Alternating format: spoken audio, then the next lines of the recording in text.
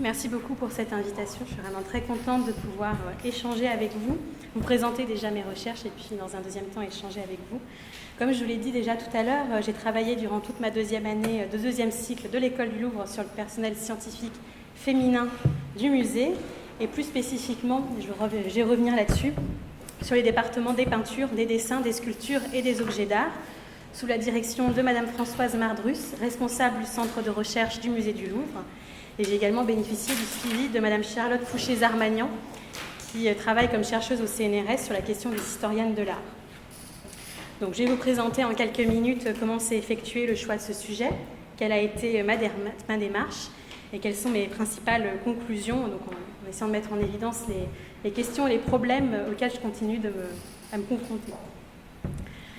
Alors, mon champ d'études est tout d'abord la muséologie et l'histoire de l'art au sein de l'École du Louvre. Lors de mon Master 1, j'ai étudié l'évolution des musées, leur structure, leurs coulisses, et plus spécialement les discours qui tiennent à travers les expositions temporaires. C'était mon sujet de Master 1.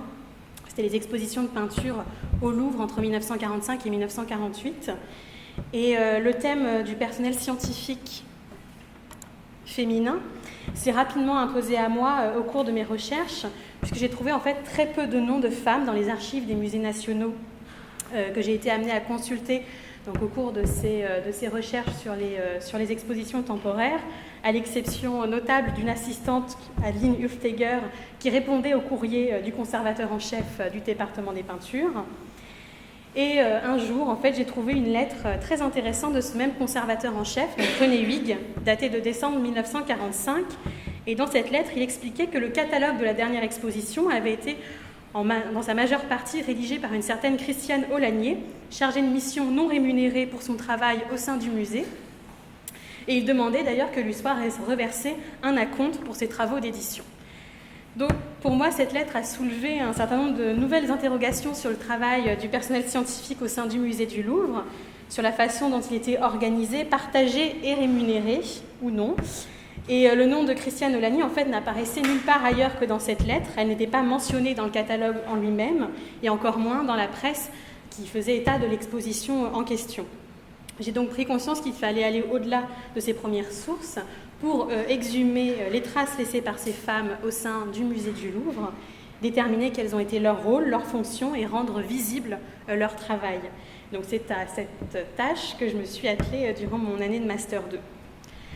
Alors, la première constatation est très simple. Au musée du Louvre, il y a une forte féminisation du personnel scientifique au cours du XXe siècle. Premier document qui fait état l'état du personnel, c'est en juin 1910, le député de Nancy, qui cherche à savoir, c'est la lettre que vous avez ici, qui cherche à savoir combien il y a de femmes fonctionnaires dans les musées, à la faveur d'une enquête qu'il dit mener dans toutes les administrations publiques. Et la réponse fournie par les musées nationaux est claire, il n'y en a pas, à l'exception d'une dame dactylographe rattachée à la direction des musées nationaux. Et évidemment, un siècle plus tard, la situation a profondément changé. Comme on l'a rappelé en 2016, le département des études, de la prospective et des statistiques du ministère de la Culture, à travers le rapport de Marie Gouillon, Frédéric Patureau et Gwendoline Vola, sur la lente féminisation des professions culturelles. Et on se rend compte, en fait, en regardant les chiffres, que les professionnels de ZALE des musées se sont imposés au sein du personnel, et qu'à l'heure actuelle, ce sont les chiffres fournis par le musée du Louvre. Environ la moitié des conservateurs de cette institution sont des conservatrices. Et la part des femmes augmente considérablement si on leur adjoint le personnel chargé de la documentation.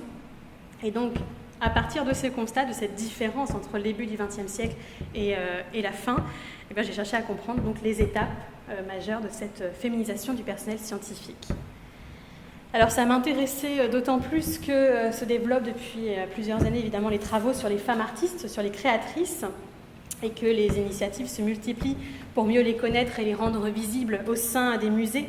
Alors, comme on le disait, pas forcément au Louvre, c'est encore une préoccupation assez secondaire, mais évidemment, il y a tout le travail de l'association AWARE, ou encore des initiatives à l'international, comme au Museum of Modern Art de New York, qui l'année dernière avait consacré des galeries entières à l'exposition des femmes artistes de leur collection. Mais cependant, dans ce mouvement qui vise vraiment à enrichir l'histoire de l'art, on oublie un peu l'autre côté du miroir, c'est-à-dire celles et ceux qui écrivent l'histoire de l'art et qui mettent et qui conserve les œuvres qui permettent de l'écrire. Donc, il y a quand même quelques exceptions, ce sont les travaux de Charlotte Fouché-Zarmagnan sur les historiennes de l'art, Julie Verlaine sur les collectionneuses, ou encore après à l'étranger Kate Hill en Angleterre ou Maria Minini en Italie. Et retracer évidemment l'histoire de cette féminisation de cette profession, c'est entrer de plein pied dans l'histoire du travail féminin et du difficile accès des femmes aux professions intellectuelles. Et je dois beaucoup dans mes recherches aux ouvrages de Sylvie Schweitzer et Juliette Rennes, notamment Le mérite et la nature.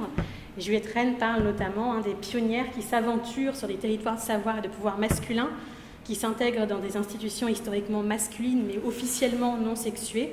Et c'est une définition qui correspond tout à fait à ce que j'ai pu observer au Louvre. C'est donc à partir de l'étude de carrière de 18 professionnels que j'ai tiré mes principales conclusions.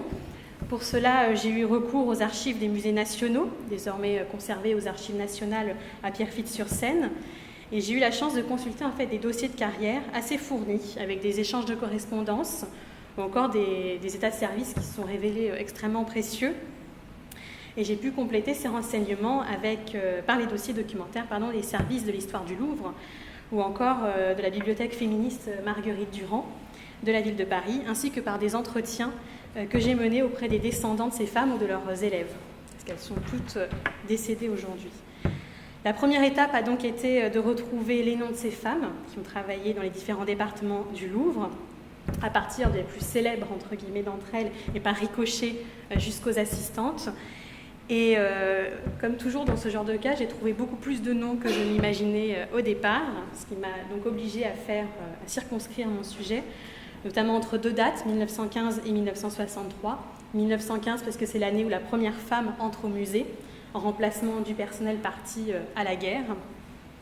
Et je suis allée ensuite jusqu'en les années 1960, où apparaît le concours de conservateur, le concours de la conservation. Et ça change évidemment très fortement les modes de recrutement de ce personnel. J'ai décidé de laisser de côté les départements archéologiques, puisque ça pose des difficultés très particulières aux femmes, notamment à travers la question des fouilles à l'étranger. Donc je me suis focalisée uniquement sur les départements beaux-arts. Et il apparaît déjà, rien que dans ces départements, une grande variété de profils entre des chargés de mission, des assistants, des conservateurs. Alors, je vais utiliser le terme de conservateur puisqu'on ne parle pas de conservatrice, à l'époque encore. D'ailleurs, aujourd'hui, dans certains musées, le terme n'apparaît pas. Et évidemment, cette courte présentation ne s'appuiera que sur quelques personnalités de l'étude, mais dont les cas permettent de mieux comprendre les difficultés de ces femmes, leur réussite, leur travail et donc leur rapport au musée. Donc, je vais commencer par vous parler de Marie-Juliette Ballot et de la question de la titularisation, de la difficile titularisation des femmes. Alors, Louvre a fermé ses portes en août 14 et n'a pu répondre à la demande de réouverture, faute de personnel, puisque parmi les conservateurs, un certain nombre d'entre eux ont été mobilisés.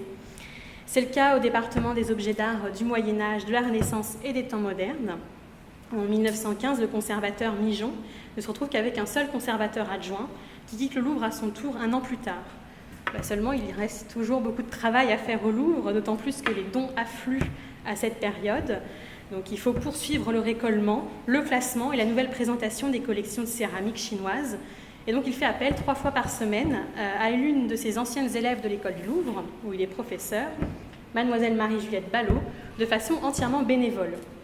La situation est régularisée par l'arrêté du 23 octobre 1915. Elle est nommée attachée temporaire sans rétribution pour 1 an, arrêté qui sera renouvelé pendant plusieurs années. Alors Marie-Juliette Ballot a suivi donc, le cours d'histoire des arts appliqués à l'industrie donné par Migeon à l'école du Louvre. Et elle a soutenu sa thèse le 25 juin 1913 sur Charles Crescent. Mais elle est déjà docteur en lettres de l'Université de Paris, pour laquelle elle a rédigé une thèse sur une élève de David, sur une femme artiste donc, la comtesse Benoît. Et en fait, elle a déjà 47 ans lorsqu'elle entre au Louvre en 1915. Elle est maintenue à sa fonction de chargée de mission après la fin du conflit. Elle occupe d'ailleurs des fonctions assez importantes au sein du département, puisque lorsqu'en 1924, un conservateur adjoint part en mission à l'étranger, elle est chargée de le remplacer dans ses fonctions, sans en avoir le titre évidemment, puisque je rappelle qu'elle n'est toujours pas titularisée, ni même rémunérée à cette époque. Elle avait juste obtenu des compensations en 1917, en obtenant une concession de moulage et d'estampes d'une valeur de 300 francs. C'est la seule fois en fait où elle a été rémunérée entre guillemets pour son travail. Alors, elle souhaite quand même faire changer les choses, et pour cela, elle fait appel au mouvement féministe pour venir à son aide à un moment même où les organisations féministes plaident pour un accès égalitaire à tous les corps de métier. En mars 1924, j'ai retrouvé une lettre en fait de Cécile Brunswick qui s'adresse au directeur des Beaux-Arts, donc directement, non pas au directeur des musées, mais au stade supérieur, pour, je cite, empêcher une injustice.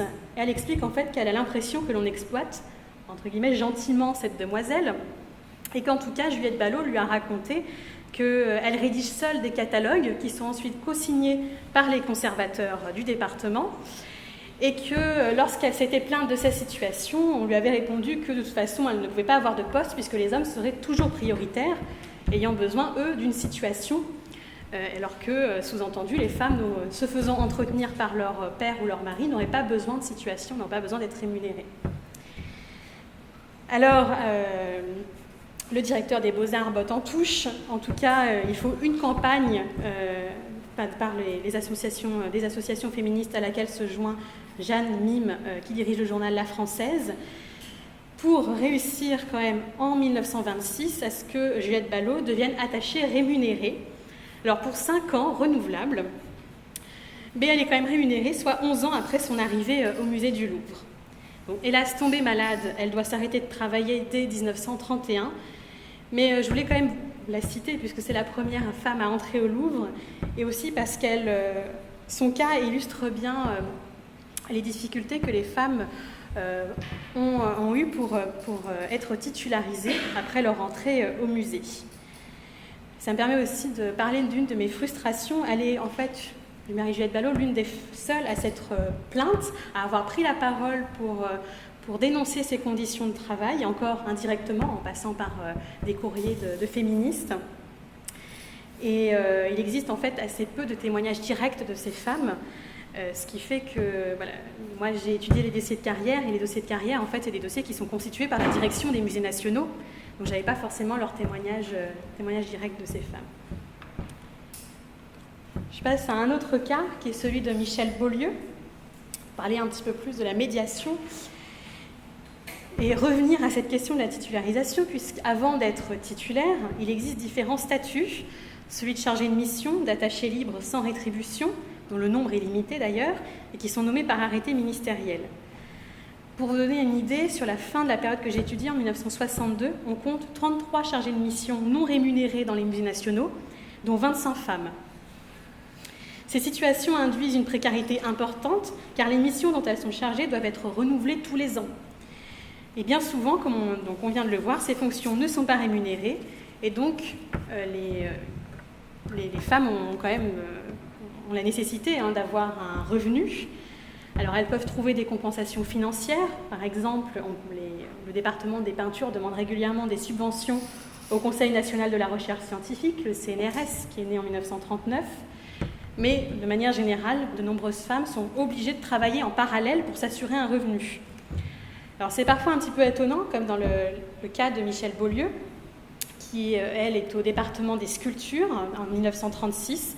La même année, elle est la chef du secrétariat particulier d'un sous-secrétaire d'État du Front populaire. Donc elle travaille pour le gouvernement. Elle travaille également comme conférencière. Elle fait visiter des salles du musée du Louvre, puisque c'est en effet une nouveauté de 1920. Il y a une équipe de guides qui font des conférences-promenades au Louvre. D'ailleurs, parenthèse, c'est souvent dans ces nouveaux métiers de guide-conférencier, dès les années 1920, on trouve énormément de femmes. La question de la médiation a été très bien étudiée par Aurélie Perrin. Et si on trouve autant de femmes dans ces métiers, c'est que les visites conférences leur apportent un complément de revenu, souvent en attendant en fait qu'un poste rémunéré ne se libère au sein du musée. Toutefois, si je mets Michel Beaulieu en avant, c'est qu'elle a continué à faire de la médiation, même après sa titularisation. On sait qu'elle a donné des cours d'histoire du costume à l'École supérieure des arts appliqués jusque dans les années 1950. Elle a écrit un Que sais-je sur la question également. Et elle a donné aussi des conférences à l'Association populaire des Amis des musées, créée sous le Front populaire pour faire visiter des musées à des classes sociales défavorisées. Donc elle avait vraiment un intérêt pour cette question. Alors, sa principale fonction, malgré toutes ses activités complémentaires, je l'ai dit, c'est son travail au sein du département des sculptures qu'elle a intégré en 1936 après l'obtention de son diplôme à l'école du Louvre, un véritable passage obligé pour toutes les femmes qui travaillent au Louvre. Et grâce à l'entretien que j'ai eu avec son neveu, j'ai notamment appris qu'elle était en butte à un certain nombre de vexations au sein de son département. Je sais qu'elle n'avait pas le droit, par exemple, de se mettre en pantalon. Elle devait absolument venir travailler en jupe. C'était une demande de la part du conservateur en chef du département des sculptures. Et elle lui reprochait aussi très régulièrement de prendre des décisions sans lui en référer auparavant. Il faut savoir que Michel Beaulieu était plus ancienne que lui au département, mais comme il avait plus de titres scientifiques, c'était lui qui était conservateur en chef aux sculptures. Et on est quand même sur des problèmes de hiérarchie assez complexes, c'est notamment lui qui la note dans les fiches de notation. Et dans les fiches de notation, il écrit par exemple « Son caractère difficile rend discutable ses aptitudes au commandement ». Et donc on sait que c'est lui. C'est une excuse assez étrange, on va dire, mais en tout cas, on sait que c'est lui qui va bloquer Michel Beaulieu assez longuement, puisqu'elle n'obtient le poste de conservateur qu'en 1964, soit 28 ans après son entrée au Louvre.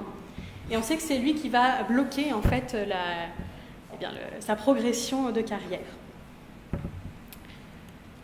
Autre cas, désormais, Jacqueline Bouchot-Sopic, puisque on le voit avec Michel Beaulieu, au-delà même de la titularisation, les professionnels du Louvre ont eu des difficultés à voir évoluer leur carrière au sein du musée.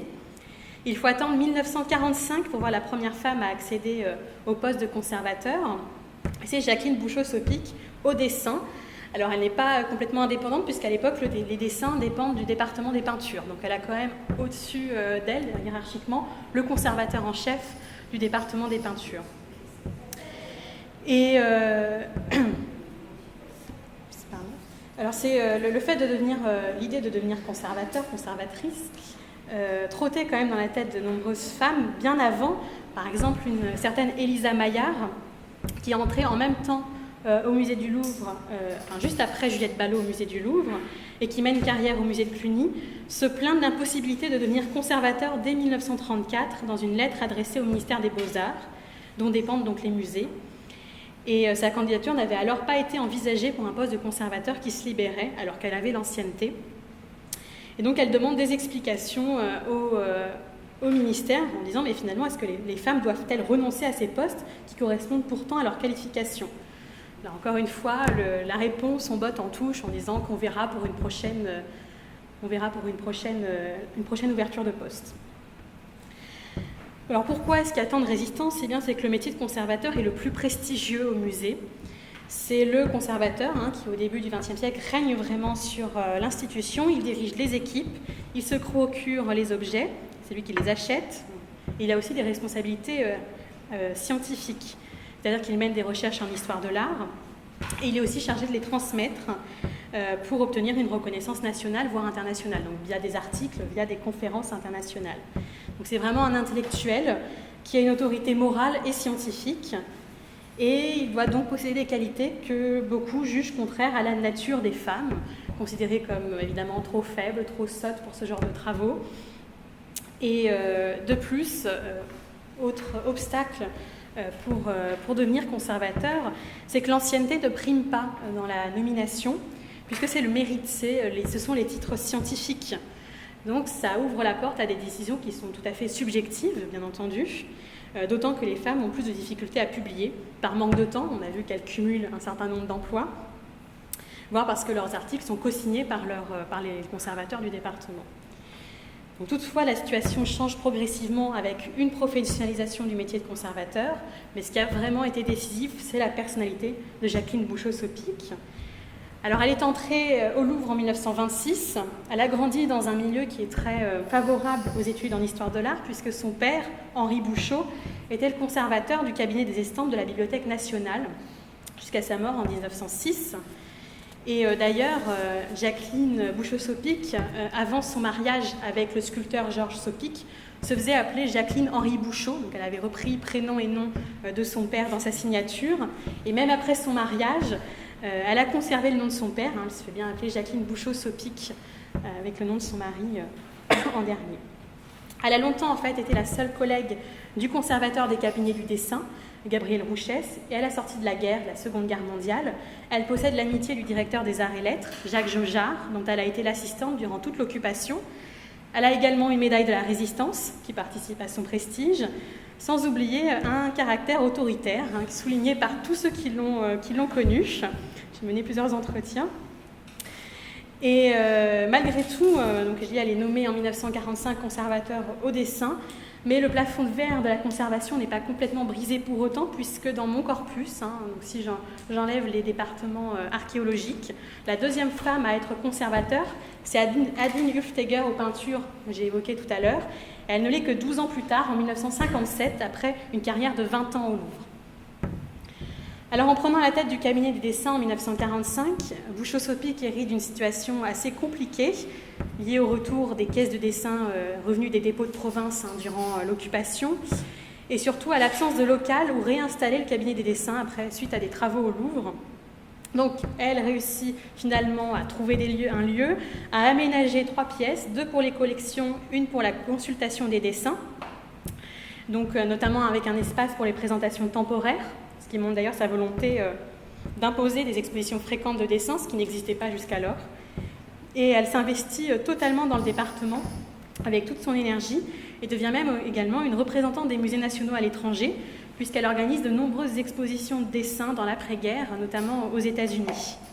Donc elle parvient ainsi à imposer sa collection et fait fonctionner son cabinet des dessins quasiment indépendamment du département des peintures, qui exerçait pourtant sa tutelle de manière officielle. Elle est également professeure d'histoire du dessin à l'École du Louvre. C'est une chaire qui a été créée spécialement pour elle en 1955 et est aussi d'ailleurs la première femme professeure à l'École du Louvre. Et je voulais vous montrer cette photographie de Jacqueline Bouchot-Sopic qui est dans la salle de consultation des collections de dessins du Louvre, justement. On voit la salle ici, et je ne sais pas si vous voyez bien, mais on est dans le coin qui se trouve ici sur cette photographie. Et donc elle est en compagnie de ses élèves de l'École du Louvre. Vous remarquerez évidemment que ces élèves sont toutes féminines. Et s'il s'agit d'une mise en scène destinée apparemment à la BBC qui était venue filmer la salle de consultation des dessins, elle y est vraiment montrée comme une autorité morale et intellectuelle, digne d'admiration. Je ne sais pas si vous voyez les regards que portent ses élèves sur elle. Donc au sein du cabinet qu'elle a mis en forme, et c'est assez amusant, elle retourne un petit peu ce qu'on voit traditionnellement, puisque, je ne sais pas si vous voyez, la souris ne fonctionne plus, mais juste au-dessus d'elle, c'est le portrait par Quentin Latour de Louis XV. Donc elle est sous le regard d'un portrait masculin, en fait, qui observe la scène. Autre cas, Hélène Adhémar et Sylvie Béguin. Alors j'ai déjà souligné avec Marie-Juliette Ballot, le titre n'augure pas forcément du travail réellement accompli sur le terrain. Et celui-ci est d'ailleurs parfois difficile à saisir. Les noms de ces femmes, je l'ai dit, est rarement cité dans les catalogues d'exposition, encore moins dans la presse. On sait qu'Adeline Hufsteger suppléait très régulièrement ses collègues absents pour des voyages à l'étranger. Mais elles sont aussi renvoyées vers des activités correspondant plus aux soi-disant qualités féminines ou aux métiers dits féminins, notamment en ce qui concerne les chargées de mission et les assistantes. On les retrouve du côté du catalogage, des listes d'inventaire, de la documentation. Elles sont ainsi particulièrement nombreuses au service d'études et de documentation du département des peintures du Louvre, créé en 1936 et longtemps dirigé par 2 femmes, Hélène Adhémar et Sylvie Béguin. Je ne sais pas si vous voyez très bien dans le document que je présente, c'est un rapport d'activité qui date de 1957. La chef de service, c'est Hélène Adhémar. Elles sont d'ailleurs les seules à être rémunérées avec Sylvie Béguin par les musées nationaux directement. On a 2 autres personnalités ici qui sont rémunérées sur le fonds d'entraide des travailleurs intellectuels, et enfin 2 personnalités qui ne sont pas 2 autres femmes qui ne sont pas rémunérées. Et donc tout le personnel de la documentation est intégralement féminin à cette époque-là, dans les années 50-60.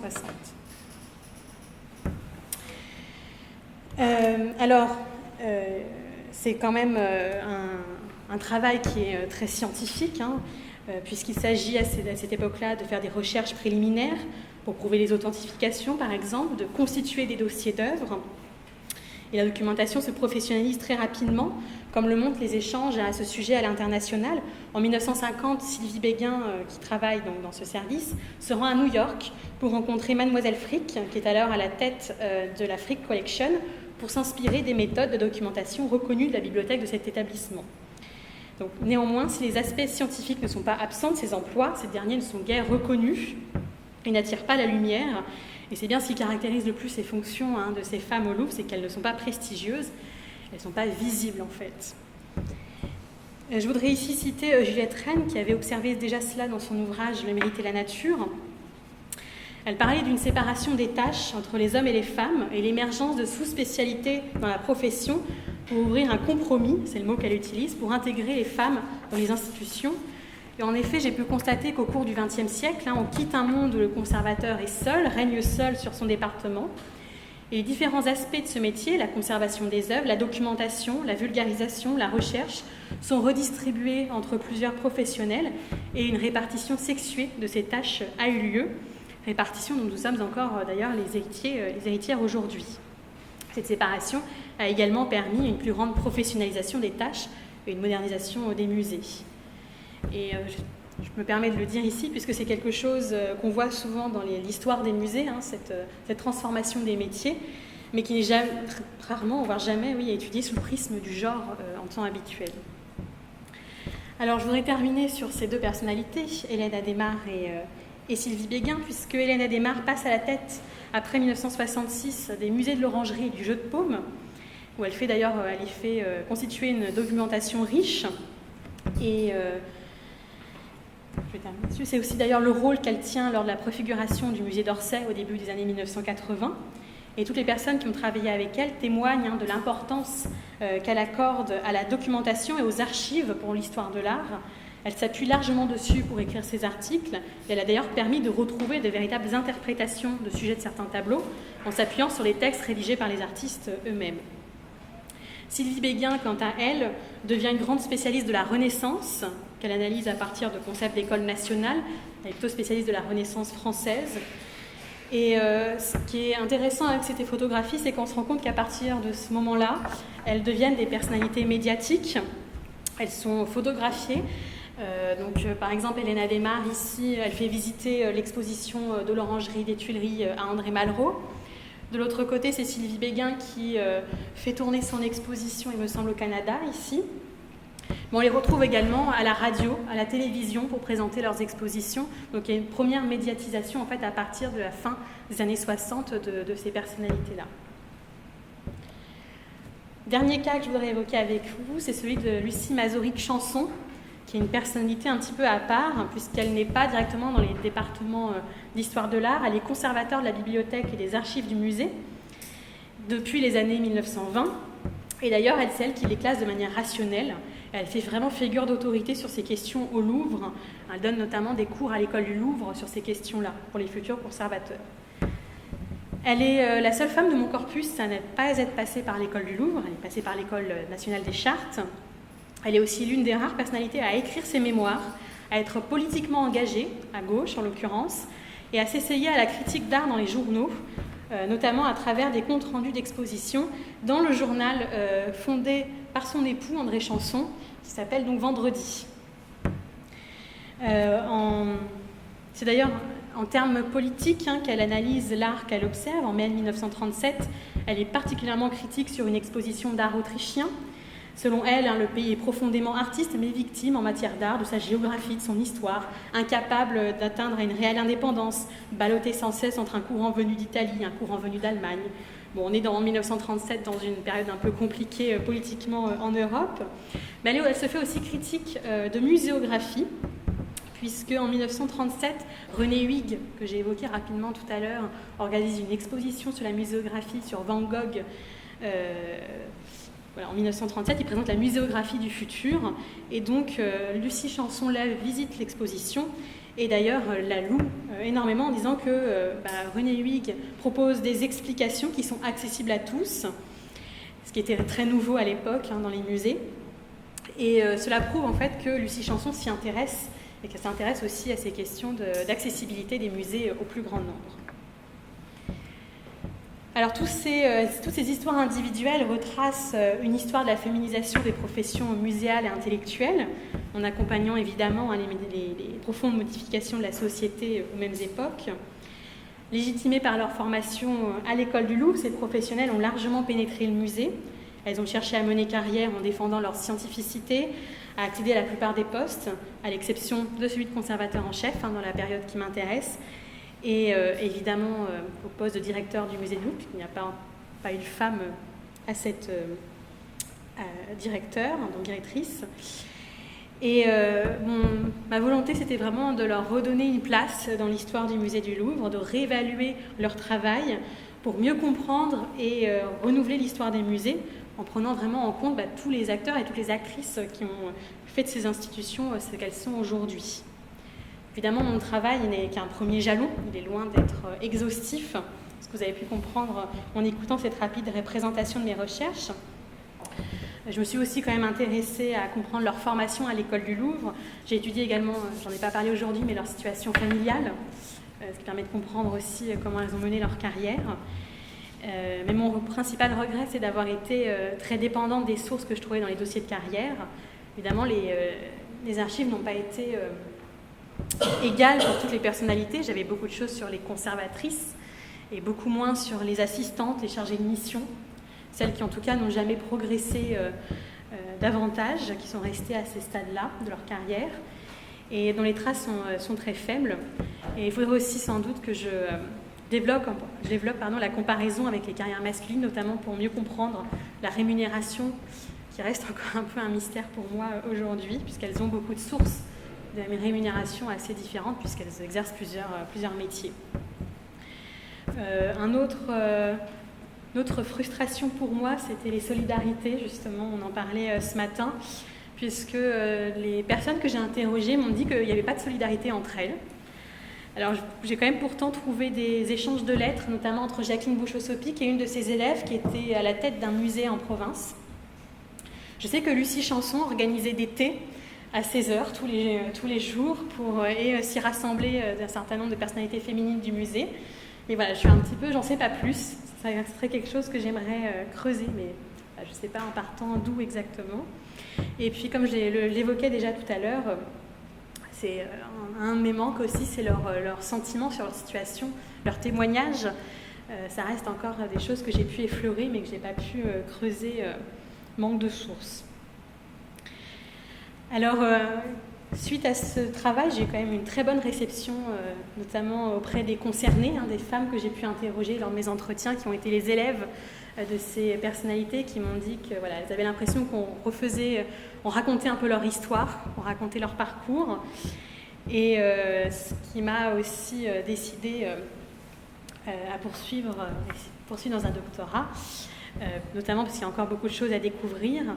Et c'est là que je vais solliciter votre avis. Moi, mon objectif serait de continuer après les années 1960 pour comprendre ce que le concours de conservateurs a vraiment changé, puisqu'on a désormais des femmes qui sont jeunes, qui vont arriver à des postes de conservateurs. Je suppose que ça modifie considérablement la façon dont fonctionne le personnel dans les musées. J'avais aussi pour idée d'élargir à d'autres zones géographiques, notamment les musées de province. Ça, j'en ai pas parlé aujourd'hui, mais je me suis rendu compte qu'il y avait énormément de femmes dans les musées de province. Et comme il y avait très peu de personnel, elles se retrouvent souvent à la tête de musées. Et voir éventuellement des musées à l'étranger, ce qui permettrait d'ailleurs aussi de mieux comprendre les réseaux entre elles et d'aborder ces questions-là aussi à travers leur correspondance notamment. Voilà, merci de votre attention. Merci.